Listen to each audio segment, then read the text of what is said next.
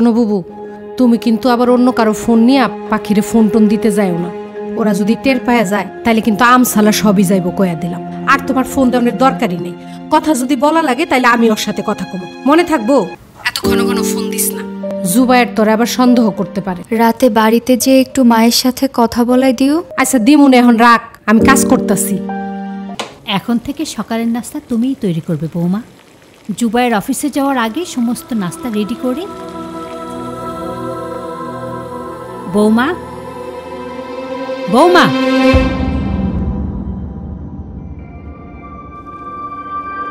তোমার কাজে একদম মনোযোগ নেই, রান্না তো পড়ে যাবে।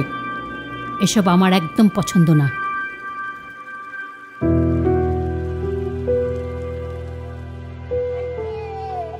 দেখি মুখটা মুছাতে।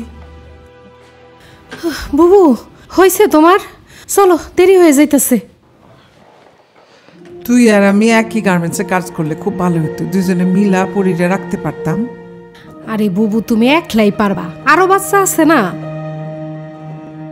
আর শোনো বুবু, তুমি কিন্তু আবার অন্য কারো ফোন নিয়ে পাখিরে ফোন টোন দিতে যাও না। ওরা যদি টের পায়া যায় তাইলে কিন্তু আমসালা সবই যাইব কয়া দিলাম। আর তোমার ফোন দেওয়ার দরকারই নেই। কথা যদি বলা লাগে তাইলে আমি ওর সাথে কথা কমো, মনে থাকবো? এখন চলো চলো, দেরি হয়ে যাইতেছে। নাও পরিরে নাও, পরি চলো চলো, রাখো।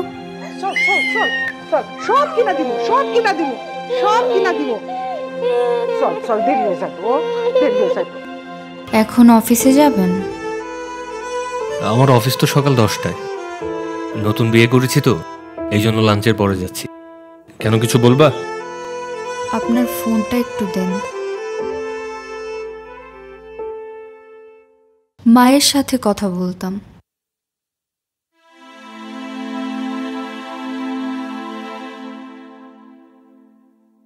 দাঁড়াও, এখানে দাঁড়িয়ে কথা বলো।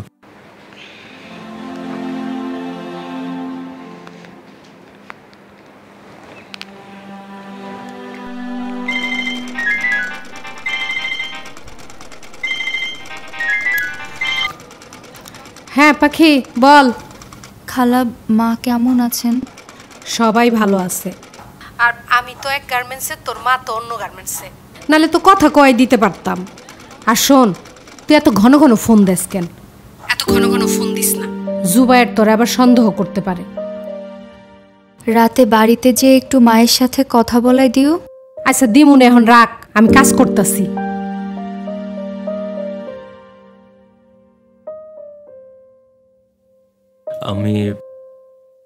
আমি চাইলেই তোমাকে একটা ফোন কিনে দিতে পারতাম, কিন্তু দিব না। কারণ আগে যে বলে একবার করেছি সে বলে আর করতে চাই না।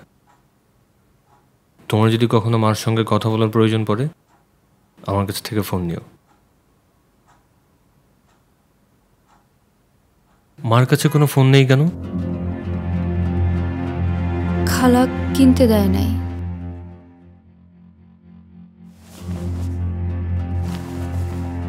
তোমার খালার না ডিভোর্স হয়েছিল?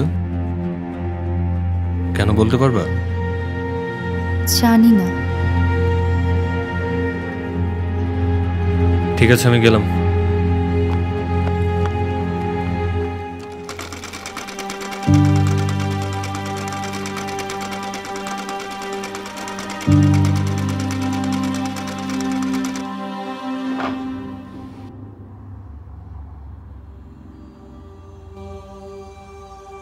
মা, আপনার ফোন নেই? না, ফোন ব্যবহার করতে আমার ভালো লাগে না।